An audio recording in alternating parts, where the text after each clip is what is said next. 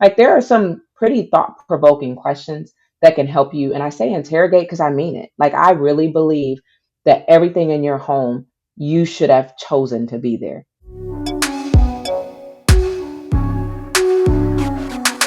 Living the All right, everybody, welcome back to the Living the Life show. I'm your host, Columbus Cody, and I got a very, very special guest for us today. You're going to be blessed by today's conversation. I guarantee it. I'm not going to prolong anything. Please welcome to the show the one and only Miss Ashley Hines. How you doing, my sister? Oh, I am doing lovely. How are you doing? I'm trying to catch up with Lovely. I'm just great right now. So maybe by the time we finish talking, I'll be lovely as well. Yes. Join me in lovely.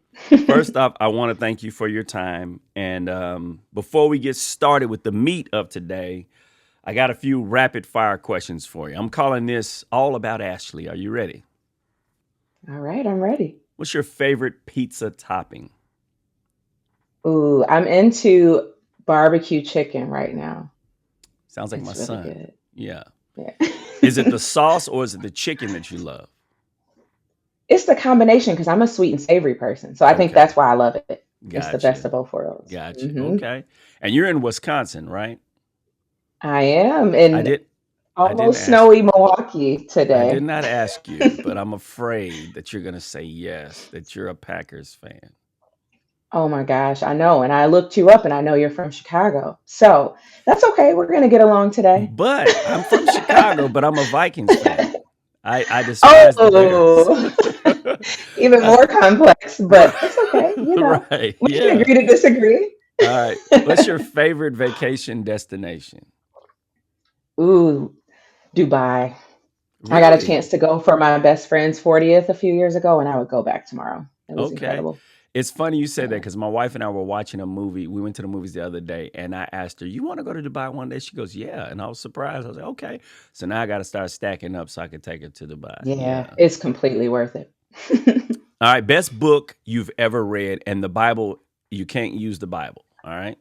The Bible doesn't count. No, Okay. it counts. I Outside of, just want to learn a new book. yeah, a new book. Ooh, I'm an avid reader. I will say the book that I read constantly is called Noble Listening. And I love this book because I believe there's not enough emphasis put on the power of listening. Mm. How much we can learn about each other, ourselves, if we truly just active listen to people. So that's one of my leadership toolkit books. So Noble listener or listening? listening, my Mm. by Mark Brady. See what I did there? I wasn't listening. See, got you. Noble listening. And tell me the author's name Yeah. one more time because I'm putting that one on Mark my list. Brady, and I'm keeping myself honest on the spelling, so let me see. Mark But yeah, Brady. I absolutely love the book. Yeah, Mark Brady, Brady. Okay. Um, it's just one of those books, and it's an easy read. Yeah, that one's going on my So list for sure because I do want to be a better awesome. listener. Yeah. Uh, who in the Bible do you think you identify with the most, and tell me why? Ooh, that is such a good question. Um, wow. You- Okay. You know what? I'm gonna say, even though this is funny, my husband's gonna laugh. My husband's a pastor, by the way. Um, I'm gonna say Paul, and you know okay. why? I think he's a brilliant writer and all that, but I think Paul is so centered. Like he's so honest, he's so centered. He says things that are provocative. Even now, as I reflect on some of the things that Paul shared, I'm like, whoa. And he just like sits in that. So I don't know. I Mm, really admire that yeah. centeredness. Yeah, I like Hmm. that. I've had a few Pauls before on my show. Okay. So, yeah, Okay. yeah. You're in good company. You're in good company. All right. What's your Nice. favorite verse or book of the Bible, if you have one? Ooh, yes, I'm a Psalms girl, Okay. so I love it. I'm actually my kids. We rotate scriptures, memory scriptures, and we're on a Psalms right now about peace and sleep. And I just think I just really resonate You with the said way peace the book and is written. sleep. Yeah, like I Okay. really like to equip my children to understand that there's a scripture for everything, Yeah. right? Yeah. And so when they're struggling in an area, oh, I'm scared of this. I have a 6-year-old. I'm scared of this movie. So we talk about how God doesn't give us fear, right? Like Mm-hmm. we equip them with Yeah. scriptures to That's combat beautiful. the thing. So yeah, yeah, I think it's Psalms 4 and 8 right now is where we are. I love So it. I yeah, love it. Yeah, my when I was growing up, I tell my students this too because I'm an educator, and I tell them you guys are so comfortable with not knowing things. There's no reason for you to feel comfortable not knowing. If you can't pronounce that word, if I help you sound it out, don't gloss over it. Say it with me. They'll go, okay, what you said. No, no, you say it too. So I always mm, tell them, they're like, what does that word mean? And my cousin, when I was growing up, my cousin would never tell me what the word meant. She would tell me, go look it up. go So look it up. Yeah, I learned to have a desire that when I see a word, I don't know what it means. I want to know what that word means. So I go look it up. So what you're doing with your children is equipping them to where they will always reach for their word when I need a word yeah, for this. And that's a beautiful thing. All right, that's another nugget for us to take home with us today. We ain't even got to the meat yet. We already got a nugget. All love it. right. Favorite artist to listen to while you're cleaning up? Ooh, okay. I am a huge music buff, so this is really tough for me. But Do I'm you gonna have a say most cleaning recently. playlist? Yeah, well, I have tons of playlists on my phone. Okay. I will say for me right now, I am really into PJ Morton. And I'm sure you've heard of him. He comes out of the church. His dad is Bishop Paul Morton. And I just think he's such a vibe. Good, clean music. I can blast it with my kids and Mm-hmm. don't feel like anything's gonna come up. So yeah, PJ is my go-to. I like that. I like that. I'm about Mhm. to add that one to my list too. All right. Favorite cleaning supply or cleaning device? Okay.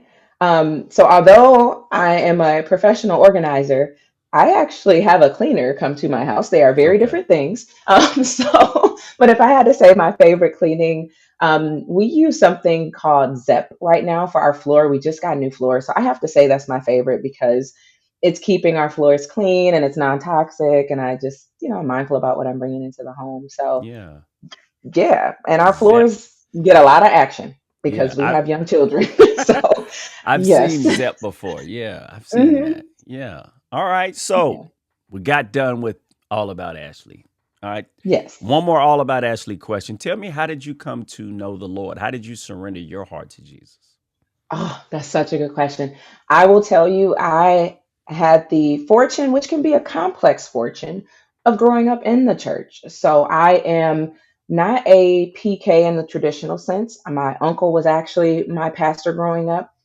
And so I was born on the pew, as they say. But I would say where I felt like it was a choice and not so much an environment was when I got baptized, which is, I believe it was actually at the age of 10. I was just talking about this with my son, who's 10. So that was when I felt I was deciding, Hmm. although I was in that environment growing up. So yeah, and then I've had recommitments because there are things that challenge you. I would say college was a huge challenge for me, and I recommitted at that point, which that means as an adult, I also made that commitment. So yeah, those are Yeah. the milestones that I can. Yeah. So you and Yeah. your son are talking about your baptism at 10 and he's Hmm. 10. Is he asking you now, Mom, I want to get baptized? Yeah, Wow. absolutely. So we've been talking about it. And it was funny, I was making a joke because I had on like a shower cap and a, I'm like, I wasn't natural back then with my hair. So yeah, we made light of it. But yes, he is on that journey now. And Yeah. so grateful Yeah. to be in those conversations with him. Yeah. It's funny because I have two sons. One is 16, one is 13. And when they were both baptized together. So my oldest son was like, I want to get baptized. And my wife was like, not yet. We want to make sure you know what you're doing, not Hmm. just doing it because you see everybody else doing it, which I think is another great reason baptism takes place for people to see and it inspires. I want that in my life too, even though you might not know Yeah. what you're wanting yet. But now it opens the door for me to share with you the what this symbolism means. It's greater than just going in this water, right? And so I work the sound room in my church. So I'm up in the sound room while my sons are getting baptized. And it was the best place for me to be because I was a Mm. wreck up there. My snot was coming. I was crying. I'm a big crybaby. So if you ever watch some of my clips, you might say, "Oh my God, this dude cries every time he speaks at church." I cannot help it. I don't know I'm why. here I'm like, for it. Lord, please let me get through one sermon without crying. And but when my sons got baptized, it was the greatest Mm. like joy of my heart because what as a father, what I really want is for them to come to know the Lord at an early age. And I say come Absolutely. to know the Lord, not just go to church, because there's a difference. And as you said, you were fortunate enough to grow up in the church, born on the pew. My uncle's the pastor. So at the age of 10, you're already having a desire to surrender your heart to Hmm. the Lord.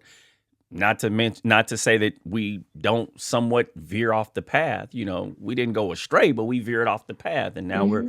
redirecting, we're rededicating, and now we're on the path prayerfully that God has us on, and then hopefully we never get off this path. It's the best path, Absolutely. the best path. All right, so tell me a little bit about. It's time for some questions, some real questions, the questions of the Okay. day. All right. So, what is the tailored life, and what led you into helping people overcome clutter? Yeah. So, simply put, the Tailored Life is a holistic home organizing company. And I say holistic because it means that I am looking at it beyond the stuff in your house. Mm-hmm. What I know and what I've explored and even experienced myself is that our homes impact all parts of our lives. And so I want my clients and people who choose to work and connect with me to know that I have that sensitivity and that I get that how our homes look and feel could impact how our workday goes, or it could impact how we can get to the gym, or our financial goals, right? So that full wheel of well being.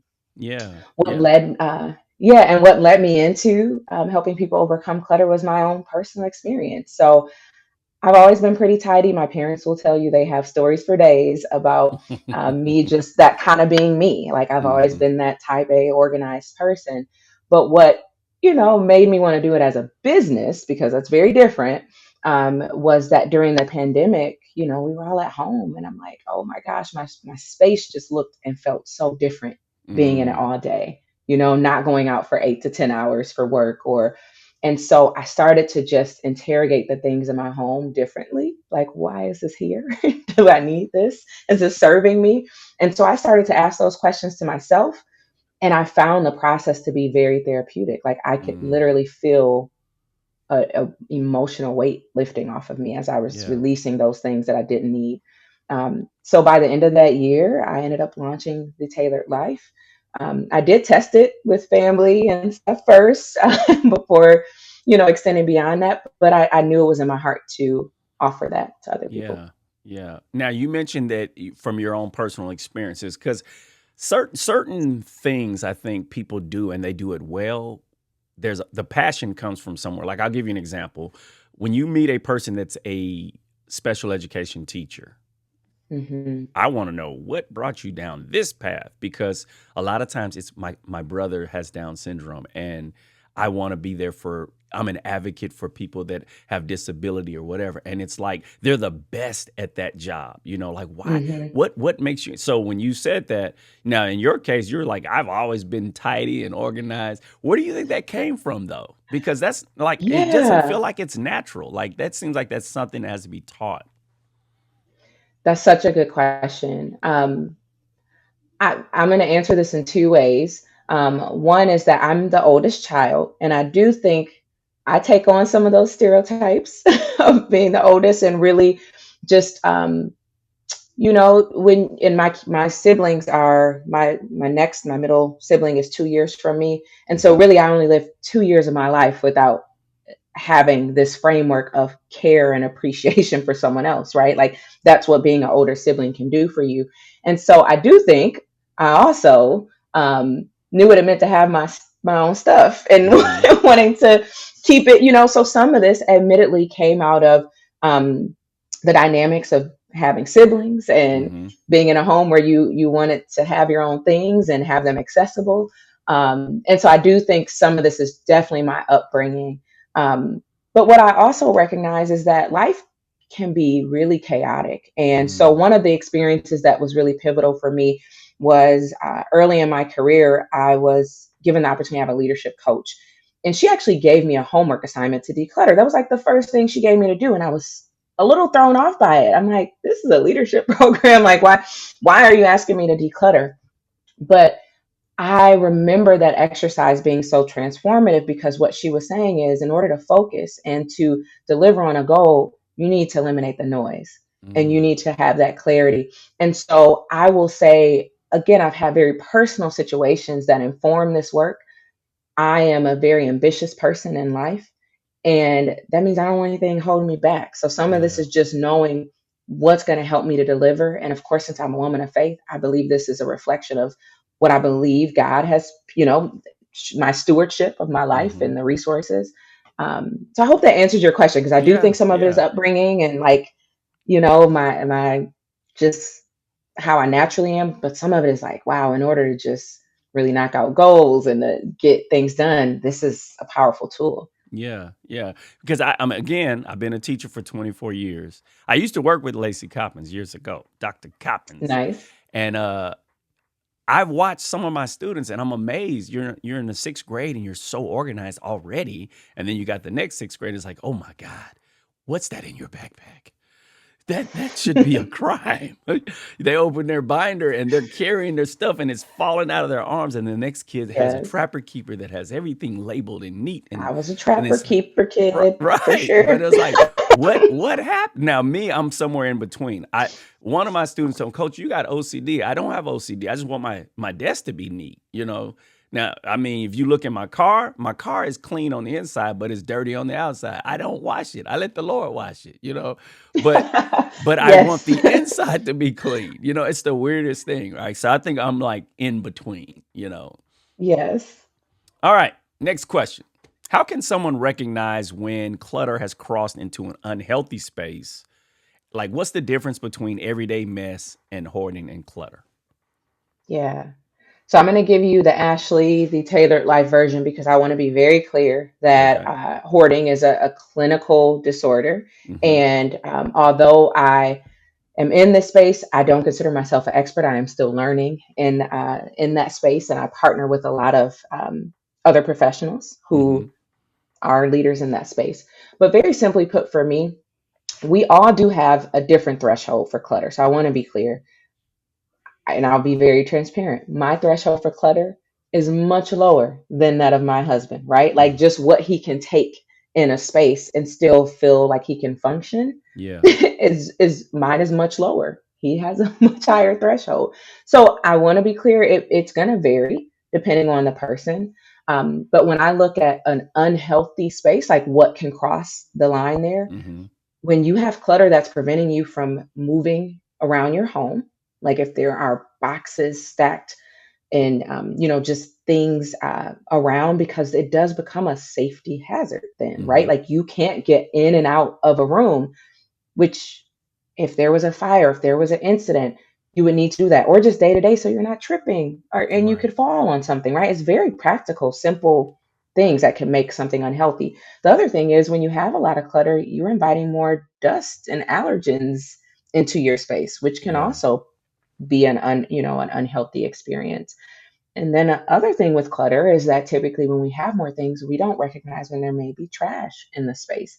And admittedly, one of the first layers when I'm decluttering with the client is getting trash out of the space. So Mm-hmm. then you know what happens when you're inviting more trash and crumbs. Now you have potentially rodents and bugs that could be in that space as well. So that to me is not not a space most people want to live in, right? Right. Right.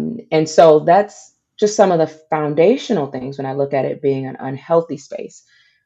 But again, as you kind of cross that over with a threshold, you also have to be honest with yourself about what you need to thrive. And that's really what I'm inviting people to think about. Sometimes I'll say, close your eyes and imagine being in a space and you can feel the things in that space. It's Mm-hmm. so strange. Even in a dark room, you can walk in and be like, there's a lot of stuff in this room, right?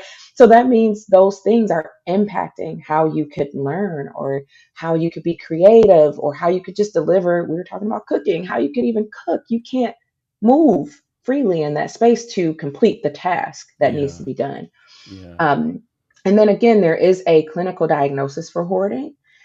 typically when it comes to hoarding, this is keeping things that you just effectively don't need. And when you do that in an excessive amount, the tricky thing here is everybody's house is a different size. So you may not always recognize that someone may be a hoarder because they just may have more space for things, right? Mm-hmm. And so how I look at that is when I'm in a space and I'm seeing multiples of an item, or when I'm in a space and a client doesn't know they have said thing, or they've got boxes that they haven't been in years. Yeah. So that's some, some breadcrumbs that hoarding is likely happening. Everyday mess is going to happen. The way I see it as a difference is you can reset it pretty quickly. Like I just told you, I have 2 kids. My house gets messy, but I can reset it because everything has a place to go. Yeah. Yeah, it's funny when you just said that because years ago, when my wife and I first bought our house, we didn't have kids yet. My cousin came over and he had 3 kids by that time. He said, "Wow, your guys' house is so clean." I said, "Oh, it's gonna stay that way." He goes, "Wait till you have kids." Hey, look, I laughed because I was like, "No, trust me, it's still gonna be that." And my wife will come home like, "My house is so dirty right now." And look, again, remember what you talking about the thresholds. For me, I'm Yeah, like, it's not dirty. It's not that bad, baby. To her, I needed cleaner for yeah, me to function, like you said, for me not to feel, ugh. And so, like, I'll tell my boys, hey, mom came down this morning, got the kitchen and the den spectacular. Pick up your mess when you finish so she feels absolutely. appreciated that she just cleaned this kitchen. Because when she walked out and she comes back in and is you left your cup right here on the island. To us, it's just the cup on the island, but to her, you just dirtied up what I cleaned up. So come on, Yeah. y'all, get it together. So Hey, I try every now and then to be the the good husband and good daddy and get them right, but sometimes I fall short. well, we all fall short. But if I could lift up a point there too, again, since we are looking at how do we reflect, God's goodness, and for me, as I equip my children with what it looks like to take care of our space, this is a thank you to God too. When there's so much clutter and now you're stepping on your toys and breaking them, that's not a good sign to God that you're grateful for Yeah, what he's provided us. And so I do draw those connections and make sure that I bolster this with the values of our home. I And like that. but yeah, we get our home gets messy, and my kids know I my mantra is I'm here to help like maintain our home because there's stuff they can't mop yet, right? Like Right. there's practical things they can't do, but I'm not here to clean up after you. We all Yeah, clean up after ourselves. So I like that. yeah. Yeah. It's funny because I watch and I see sometimes the videos where it'll be kids in other countries and they're like 2 years old and they're cooking already. I'm like, Oh hey, yeah. I'm slacking as a dad. Come on, y'all get down here. I have seen some of those myself, and it Make is your quite dad some turnip impressive. greens. Get in there and make your dad some turnip greens. Let's go. And change my oil while you at it. Right, all the things. All right. So, what emotional roots do you most often, you as a professional, you most often see behind clutter and hoarding? Like, what do you Yeah. normally see? Oh, yeah. I have a acronym that I use for this, and I borrowed it from a psychotherapist named Susan Forward. She used this acronym of fear, obligation, and guilt, or FOG, Mm-hmm. to explain the emotional interplay between like when people are trying to have an emotional blackmail. So, like if you're in an unhealthy relationship, that's how she used it. But I think it works really good with stuff. So Mm-hmm. and that's most frequently what I see as the root behind why people want to hold on to things. So fear, which a lot of it is grounded in scarcity mindset. I can't get this again, right? Like, so I got to hold on to this. What if I need this someday? A version of that, of like really just framing a day that may never come and then Mm. keeping things for, again, like the what ifs of life. Obligation is more like I gotta do this. My mom wants that something external. Also, like I feel obligated to do this. And guilt is very similar, but guilt is along the lines of like, well, I spent money on this. Like, I can't let this go. This price tag. And so I really do help my clients to acknowledge and sort of um, pin it when they can see that this is fear, obligation, and guilt. And sometimes I'll just be a mirror for them to say, like, hey, you actually could get this again. You're pretty resourceful. Like, and Yeah. I know a lot about you based on just being in your home. I think you could rent this or borrow this if you needed this again. So it's kind of a reframe for people. Um, I do want to be very sensitive in saying that when it comes to sentimental items, I do have a much different approach because I Mm-hmm. recognize that um, that fear, obligation, and guilt that can come out of losing a loved one or a marriage dissolving, right? Like there are a lot of layers. Um, but the goal would be to make sure that your stuff can catch up to the life you want to live today. That's always Yeah. the goal. Yeah. I like that too, fog. And then you're helping them get out of the Hmm. fog, get through the Clearing the fog. fog. Yes, that's what I Yes. say. I love it. I love it. All right. Moving right along. We talked a little bit about this a second ago, but how does clutter impact mental health, decision making, and just overall quality of life on a daily basis? Because you mentioned earlier the holistic, right? Yeah, So how does clutter? Because again, some people may never see it as it's not really hurting anything. It's just stuff in my house. But yeah, how does this come to play? yeah. I could talk about this one all day. Um, so there's a lot of research that shows the impact of clutter on our mental health. And what we know is that again, and this is the easiest way for me to put it, is that clutter competes. So let's say, like right now, I'm in my office, and this is where I work all day, and I have a very busy job. I really do, and so I have to lock in on what I'm doing with my teammates and all that. And if I had piles of things, the idea that clutter would be competing with whatever the task at hand is because it's Mm-hmm. saying, well, instead of paying attention to what this person is saying or what goal you're trying to accomplish, pay attention to me. Our senses cannot turn off, right? If we have the blessing of having all five of our senses. So let me be very clear and inclusive in how I'm saying this. If you have all five of your senses, they're on all day. And Mm-hmm. what we know is we're taking in millions of bits of information at any given second. That's incredible, like even unconsciously, right? Like your body is constantly taking in that data. And so what you do when you give yourself a space to work in that's decluttered is say, okay, I recognize that's already happening, but how can I reduce it to focus that energy on Mm-hmm. whatever I need to do? And so when I think about the clutter impact on mental health, well, heck, you can't be creative, you can't deliver on the things that you want to, and so now you're stressed, Mm. right? Like literally there's this exchange. If you can't be focused, then you're probably going to be stressed out because you're Yeah. not accomplishing the things that you want to do. When it comes to decision making, again, you don't have that mental clarity. You don't, because now I don't even know where the thing is I'm trying to get. I'm frustrated because I ran in the house to look for said item. And now it's a domino effect throughout my day. I can't find my keys. I can't find my wallet, right?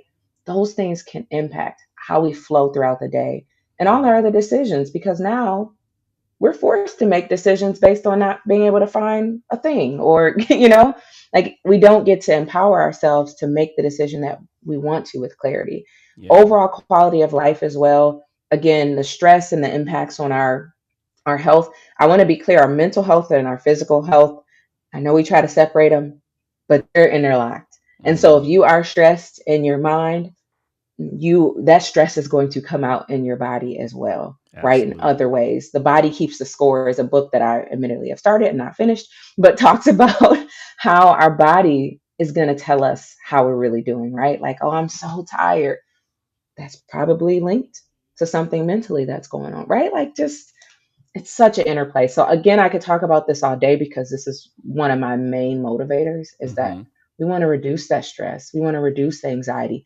And tons of studies have shown us that living in a decluttered space can help us with that. Yeah. The body keeps the score. Is that written for women? I think I s- It's is a it general so it's very research heavy though. And admittedly, okay. I work in healthcare as well full time. And so don't get me wrong, I can geek out on things, but it was very Yeah. dense. It So seems like I've yeah, seen I was watching an interview or something and that book came up because I'm always the book listening came for up. books Hmm. too. Is there like a house shoe on it, like a lady?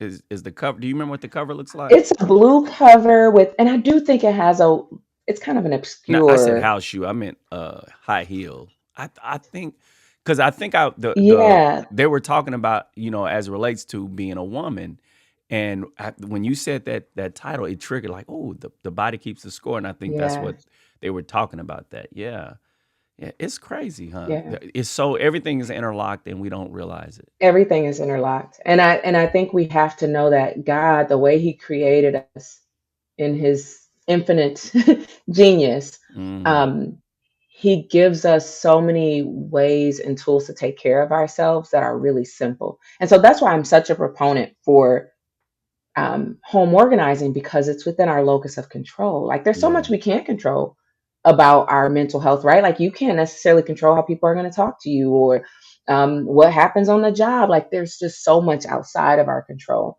But for the things that are in our control, even if you don't live in the home you want to, if you have a room, a corner of a room, you can still control make how that the that best space corner you can, can. yeah, you can make that Yeah. the best corner.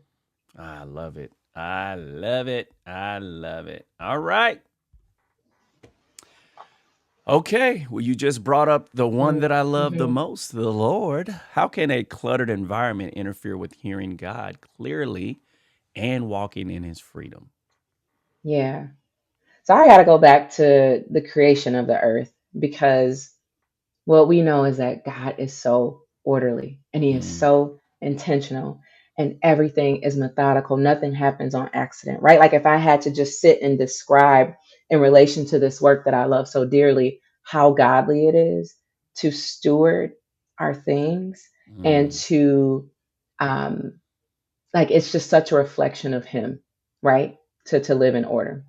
And so, with that in mind, if we are trying to be reflections of Him, it would make sense for us to honor that and what yeah. He did again with the creation of the earth. Just every day, how intentional it was. Even when I look at us and our bodies and how everything flows, and it's just so methodical. So, with that in mind, I would say, when you have, I already said it, that things compete, right? Like clutter competes.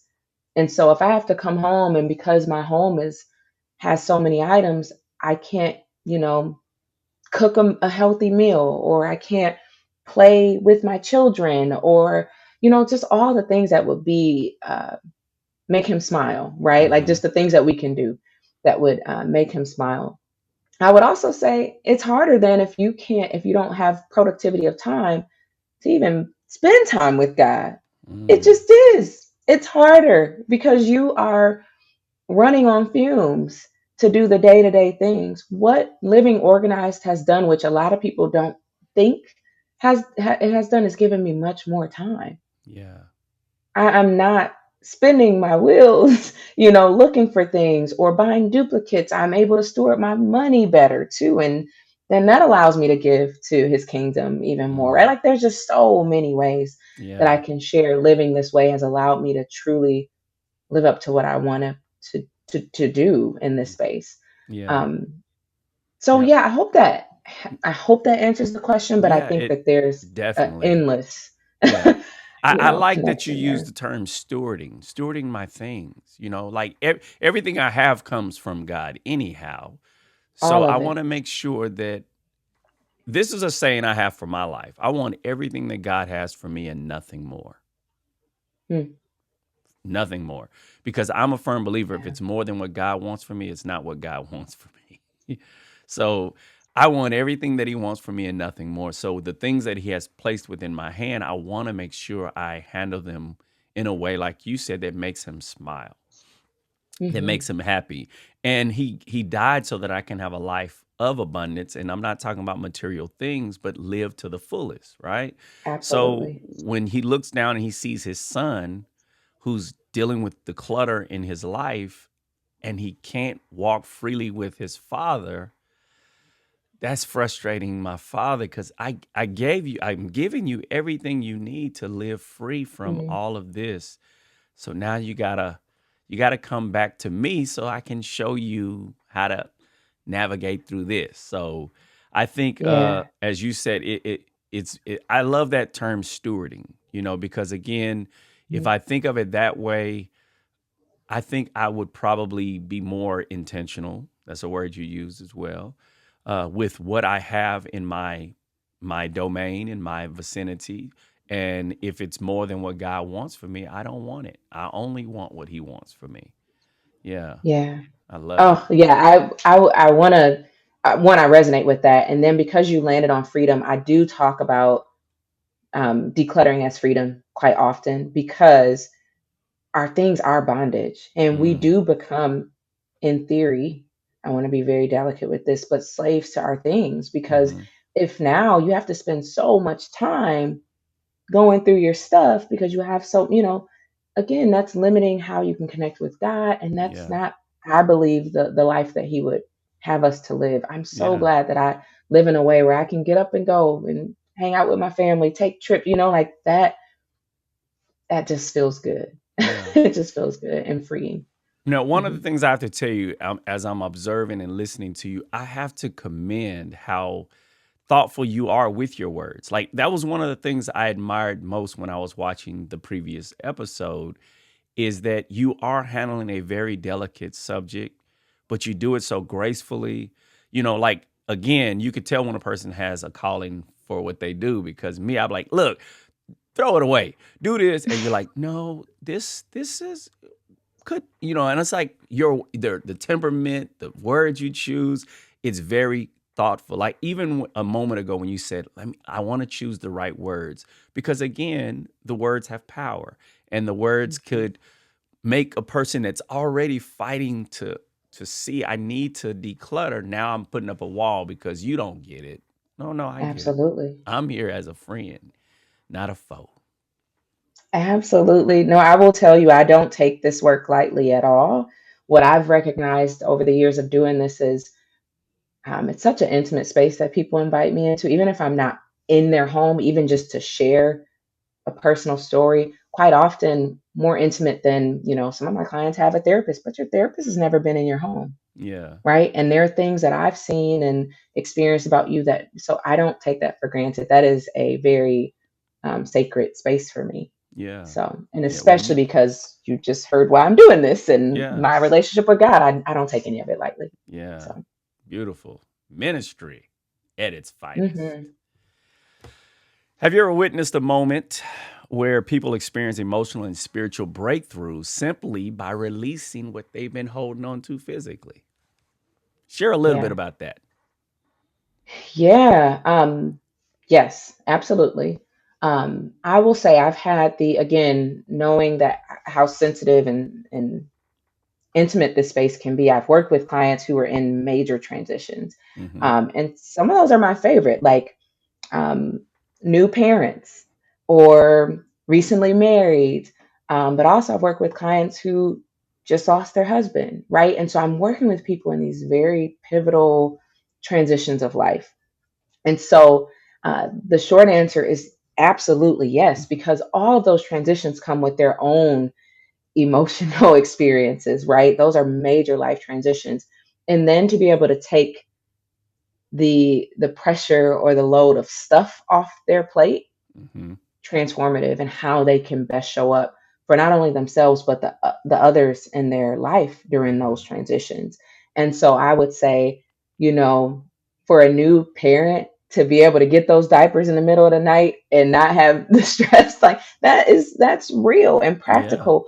Or again, I've worked with recent widows, and it's like, just that layer of being able to release some of the things or reimagine how they keep their loved ones' things in their home.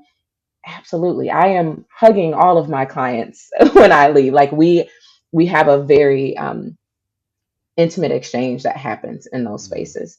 Yeah. Um, so yeah. And then even something that happens quite often is, when I talked about the fear, obligation, and guilt, people remember how much they paid for things, right? And so that can be really heavy. But I, with intention and in meaningful ways, make sure that their things go to, centers or organizations that can have a ripple effect. And that can be a breakthrough for folks too, to know Mm-hmm. like, okay, I didn't just spend this money and it's just, going into a dump. It's going to go to people who can really benefit. Now, would you say this is probably one of the most fulfilling parts of your job is experiencing their breakthrough with them, seeing this? Absolutely. So admittedly, some of this is I personally get satisfaction from like chaos to calm, right? Like I love it. I love when I'm walking into a space and my clients are like, I'm so overwhelmed. I'm like, I already see it organized. I already see this space really contributing to their well-being, right? So I see it already from the beginning. Mm, And then when they're there, they they see it, and their space invites a new energy. Like I always ask my clients, like one word at the consultation that they're currently experiencing. Overwhelm is by far the one I hear the most. yeah. But then when I get to the ending and I invite them to give reflections and feedback, like that energy of seeing their space really serve them, I love it. I Mm, absolutely live for it, because I know that life is so hard. It's so hard. Like I mentioned it earlier, so much out of our control, especially now. Like people are experiencing really low lows, and to have a space not be a part of that, yeah. their home contribute to them going out and feeling more energized or equipped. It's just a beautiful gift that I get to be a part of. Amen. Chaos to Calm. That's your third book that's coming out. See what I did there? Yeah. I I like that. see. I see. Chaos to Calm. All right. I Let's can't get you take credit though. That's a common phrasing, but yes, I do still gonna be your third resonate book. with it. Still gonna be your third book. Thank you. All right. So what would you say to someone who feels ashamed or embarrassed or even condemned about the conditions of their home? Yeah. So I have to invite, since I can in this space, when we have people during an altar call, right, come and we don't know what brought them to that moment. We don't know when they finally made that decision to say yes to Christ or Mm-hmm. their story. And my husband always uses this analogy of like, God takes the dry erase board of our life because he's such a pure God. And he's just like, yep, whatever you did before doesn't even matter now because you've made the best decision of your life. And that's such a great to me, like when I look at people who are now saying, okay, I want to declutter and I want to live a life that's aligned to, my purpose and my dreams and goals for my life. It doesn't matter what happened before now. Now, of course, that's intel for me to build a system that hopefully helps you to maintain that space, right? So I often tell people when we start a session, I have a get ready page, and I'm like, don't try to organize before I come. Like I say it nicely, but don't, because I want to see how you. I just want to see it. I want to Right. see how you live, what the natural state is, because only then can I really truly help you to Formulate a not plan, get a back to real that plan. point. Right. So shame is really not a useful tool in this process. You have made the best decision to say, "Hey, I want to get congruent with my things in my life." You don't have to be embarrassed because it's just me, and I love it. I'm not telling anybody. I'm not, like people don't know I work with you unless you tell them I'm working with you. But you are making a beautiful decision to make that change. And whenever this goes for anything in our lives. Of course, I Mm-hmm. mentioned coming to God, but working out may be another thing that but you're making a decision now to change it. So how amazing is that? Yeah. And don't worry about all the things before it.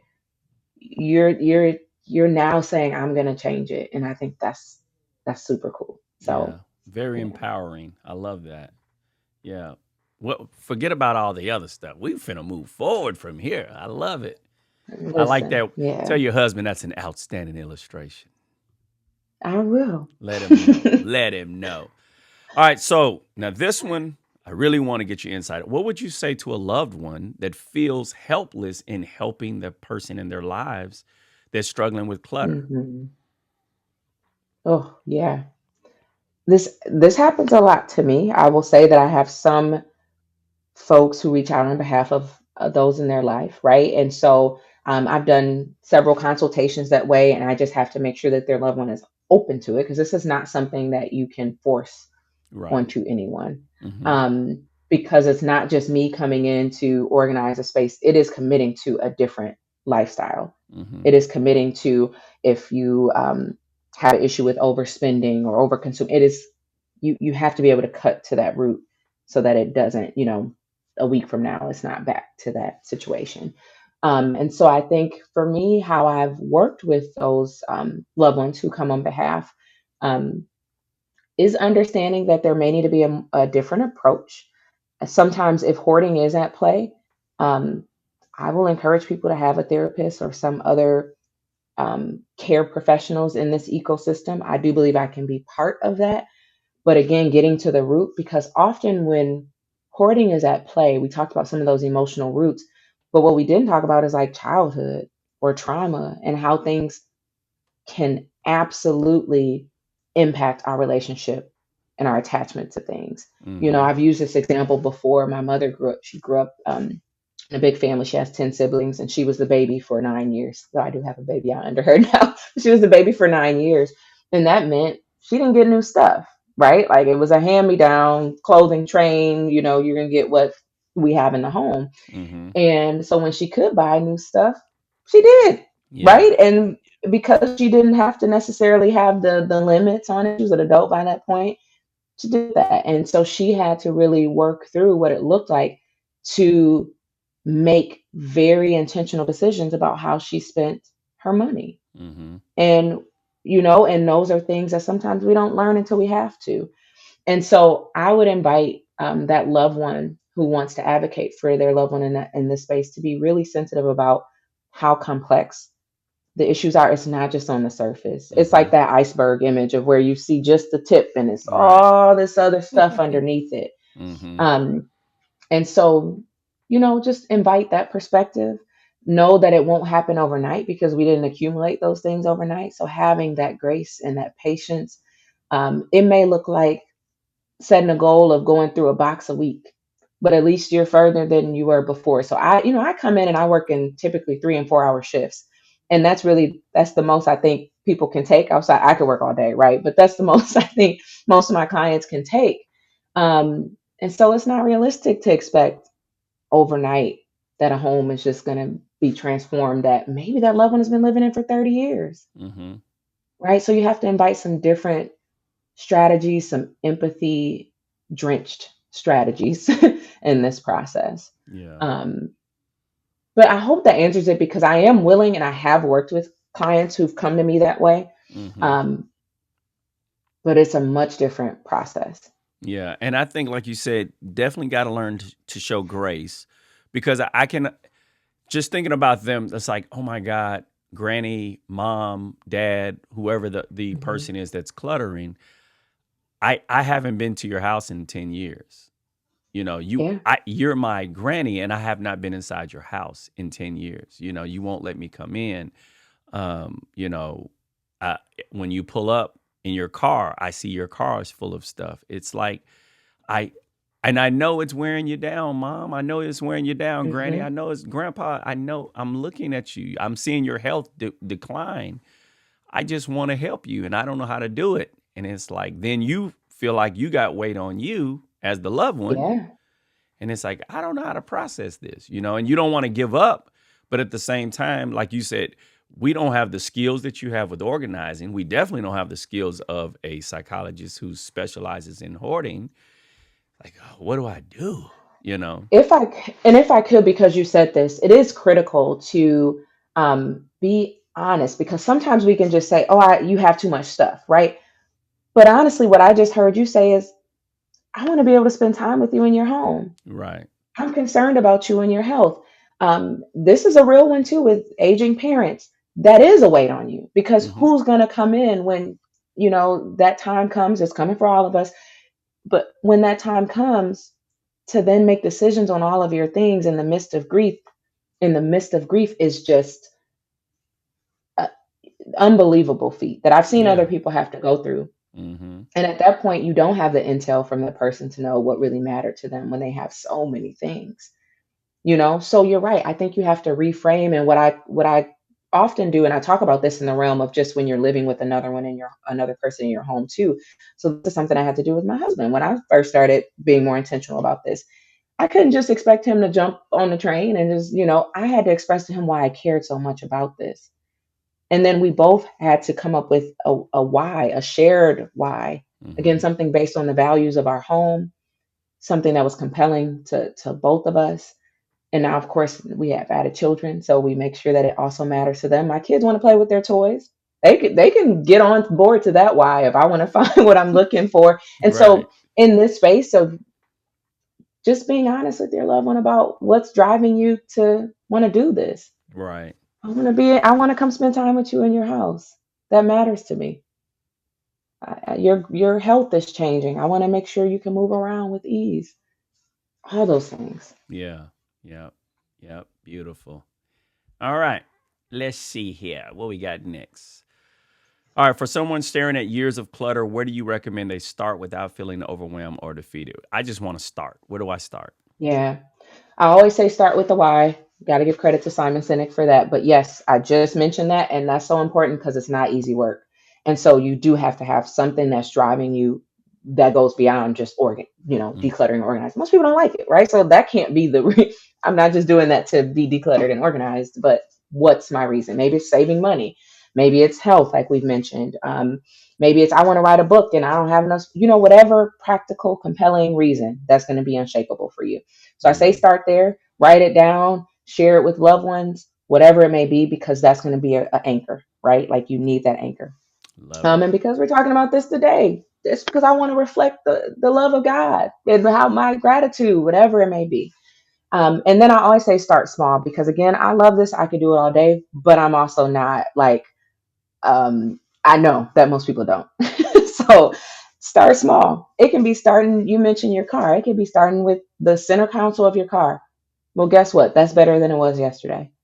It could be starting with a purse, a drawer. Don't feel like you got to do the whole house. That is absurd. There are Mm, professional teams who come in when a whole house needs to be organized, right? Because there's people who move whole homes. You got 10 people in there helping with that. That's not practical. So just start, set some realistic goals. Um, and I say realistic because everybody's energy is different, everybody's ability is different. Maybe even your mobility may be challenged. So just be honest about what you can do I and love it. make it an incremental change. Yeah.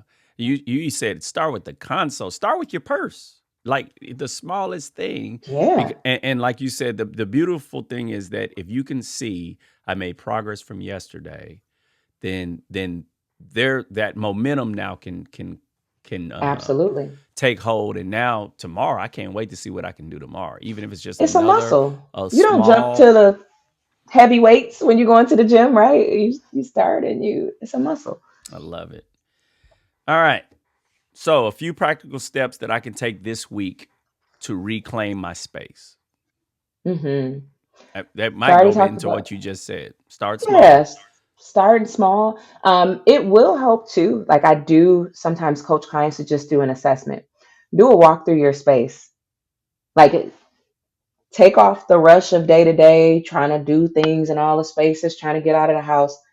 Just walk through your home and take a look, and just start to jot down some of the things that you think would help your life, right? And that assessment alone can be fuel because often our things become background noise, right? We're in our home all the time.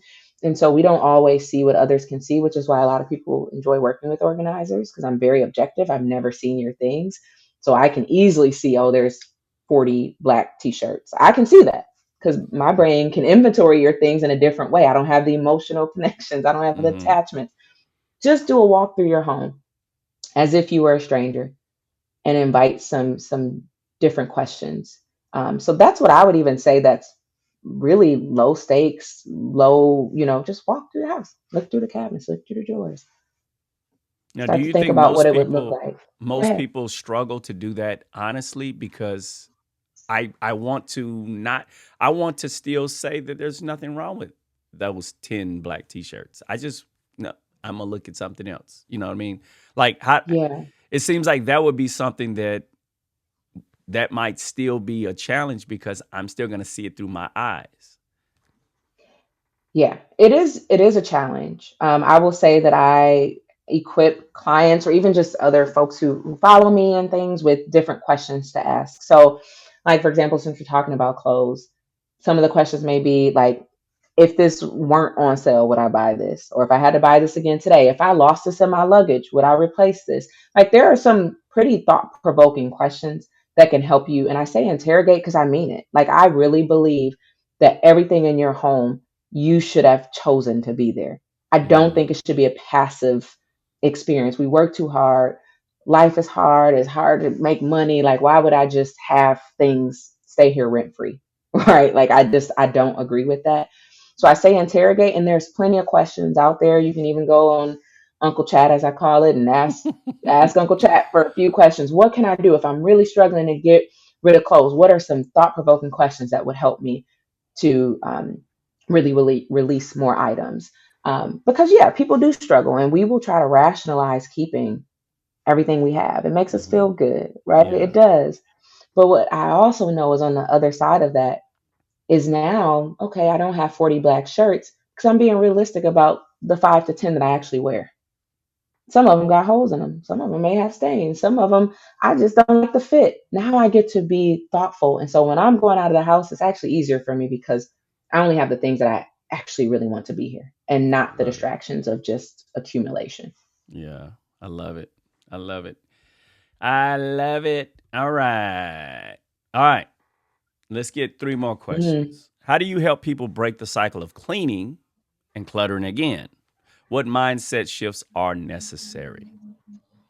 Absolutely. I obviously love talking about mindset because I think it fuels all of this. I don't just think people do it because of shoulds. Like I always say, release the shoulds because that's external. You want really what is internally motivating you. So again, the big mindset shift for me is that abundance mentality, is knowing that there is more than enough. And I do think, especially, I have a sensitivity when it comes to folks who grew up with less than enough, Hmm. right? Or um, it's not lost on me, especially um, as a ancestor of enslaved people. Like we came to this country as a commodity, and so our relationship with things can be very complex in the Black community, right? Like very complex. So I want to be clear that those mindset shifts can vary for everyone, but getting to the root of perhaps why you might overspend or why you might feel the need to have this, because you do want to get to the root so that hopefully Hmm. you don't repeat it. So Yeah. I often will invite people to think about their things like boundaries, how you do with people, right? Like we're equipping ourselves now in this new age to no is a complete sentence. Well, you got to say no to some stuff too. And so a lot of it is getting to the root. If I know I love, like, I'll be very candid. During the pandemic, I started buying sneakers, right? Because I didn't have to go into the office the same way. I got really into Nike and bought more sneakers than I could probably wear, right? And so then I had to have a moment of practicality. Like, could I even wear all these? No, I can't. But then the root for me was looking at when I was buying, which was typically at night. And what I know about at night, I'm tired. My inhibitions are lower because I've been making decisions all day. So I have fatigue just from mental decisions. And so then I've really had to boundary myself to say, I'm not going to get on a shopping website at night because I'm probably going to buy something because it's a I'm different at night. Yeah. I'm not making as congruent decisions as I would want to. And so really getting to that root so you can break that cycle. And then the other thing around just the maintenance of things is making it simple and practical to your life. So cleaning and cluttering again, it's like, yeah, stuff is going to get messy, like I told you. But making sure that everything has a home so you can go back to that address is what's critical. So don't Mm. make the reset so challenging. Make the system super simple that on your worst day it still works. And so that's what I really invite.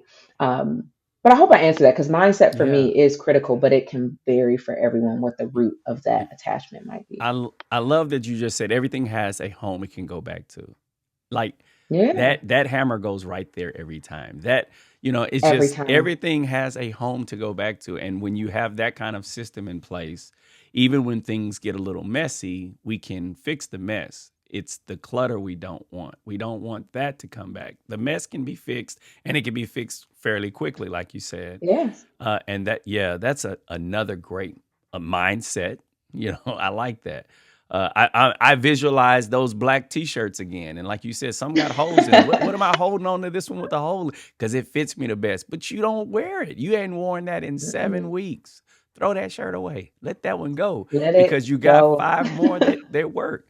I'm finna be like Batman, just gonna look in my closet and got the same outfit. Hey, Same there's thing. actually people, it's called a capsule wardrobe. There's a lot of people who appreciate that because and here's a big mindset shift is you want to simplify the decisions you're having to make every day, right? And so by living decluttered, by putting things back in the same spot, you're not putting yourself through these mental gymnastics every day of like, where is that thing? Or, Yeah. you know what I mean? It's simplifying the decisions. So it's like an autopilot. My stuff just gets to support me, but not be a hurdle for my Mm. day and for my life. Yeah, I had read somewhere that Mark Zuckerberg wears the same thing every day. So Yeah, all of his brain power is used for the big decisions. I'm not trying to figure out what I got to wear. I wear jeans and a hoodie every day, and I'm good to that's go.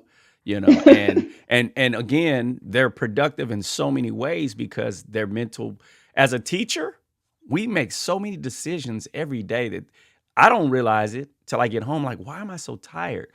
I Yeah. promise you, I have been Solomon all day long trying to decide, do I have Right. to cut the baby in half? Because when a coach, Yes. she hit me, she said this, and the other one's like, no, I didn't. And now you got to figure out a way to masterfully handle this to where neither student feels slighted.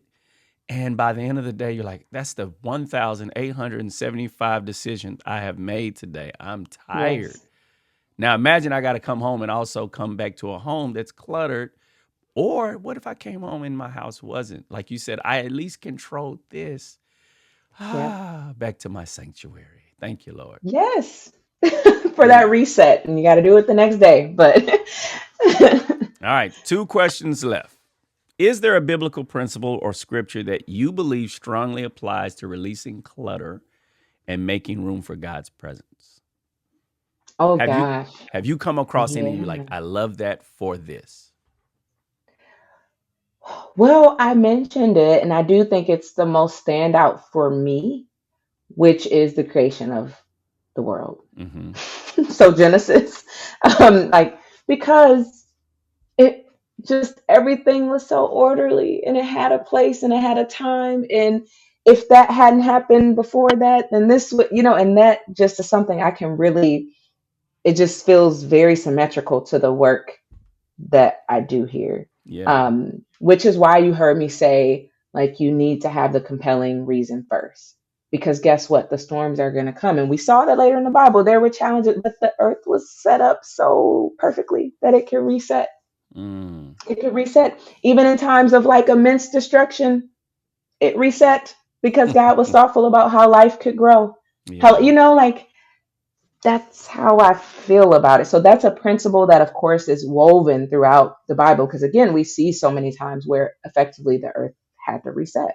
Mm. I love It was that. our fault, but No, definitely our fault. You're right. All right. So you said you are in the great state of Wisconsin.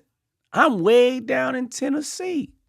How could a person secure your services if they're not in your state? What can I do to work with such a Absolutely. great person like you? I love that question because yes, I am in Wisconsin, and so I do primarily see my in-person clients in Wisconsin, the greater Milwaukee area in particular. However, I am very active on, in particular, Instagram. I of course have some other social connections, but I am very adamant about sharing my thought process and sharing motivation. Actually, the fear, obligation, and guilt framework. I'm in a mini series right now, sharing that on Instagram, and so I do as much as I can to share via social media. In addition, I do have a newsletter that I send out. You can go on my website and join that.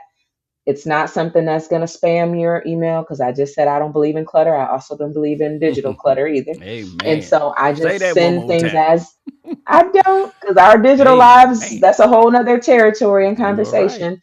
But we are in we're in an environment, especially right now, we're in Black Friday week. I'm sure people have been getting, so I don't add to that. I literally just send it as I'm inspired. Right. But that's a way. And then I do take some virtual clients as well. This is a very special kind of client, though, because you got to be willing and motivated. to do what I'm coaching you to do, but I do take some that way. And then I do periodically travel too. So depending on the project and what's going on in my life, I've traveled all over our great country supporting clients as well. Beautiful. And then the final thing I would say is if it's not me, I have an incredible network of organizers across this country and even across the world that I would trust for referrals as well. So I love it. want to make Now, sure what you I'm get the support you need. Oh, beautiful. What I'm going to do in the show notes of the podcast and in the description of this video, I will put down all of your social handles and your email address, not email, your website, all the ways that they can contact you. We'll make sure we put that in there for them Awesome. because we want to make sure that they can reach you if they need to. Let me rephrase Absolutely. that when they need to. Yes. All And right. it's my hope, like the social thing just helps to keep this present for you, right? Like hopefully I'm popping up on your timeline and you're like, oh yeah, maybe I can go through that box today, you Yeah, know? So yeah. absolutely. All right. I always like to finish my podcast episodes with special guests with the same question. Because the title of my podcast is the Living the Life Show. So I always like to know who is that one person that lived like Christ before you that inspired Mm, you to surrender and live your life for Christ. Now, everybody goes, absolutely. do I have to only pick one? You got to pick one person. Who's that one person Okay. that comes to mind?